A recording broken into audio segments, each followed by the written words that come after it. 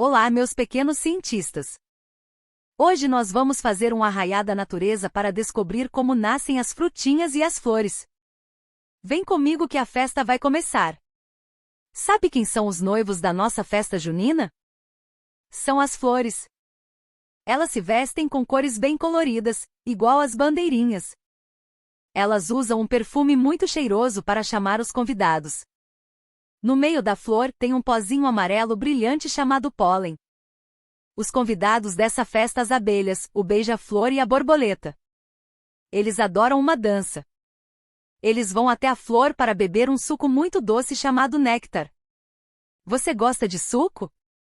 Enquanto eles dançam e bebem o suco, o pozinho amarelo, o pólen, gruda nas patinhas e na barriga deles. Eles ficam todos sujos de pólen. As abelhas, como eu, saem voando de uma flor e vão dançar em outra flor. Quando elas pousam na nova flor, aquele pozinho que estava grudado na barriga delas cai. Esse encontro do pozinho com a nova flor se chama polinização. Ele é o grande casamento da festa junina da natureza. Depois que esse casamento acontece, a flor joga as suas pétalas para o alto. No lugar da flor, começa a crescer um presente delicioso para nós. O milho da nossa pipoca. O morango do espetinho de chocolate. A maçã do amor.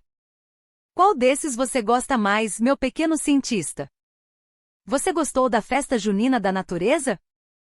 Semana que vem tem mais tia Flora, tá bom? Um beijo florido no seu coração.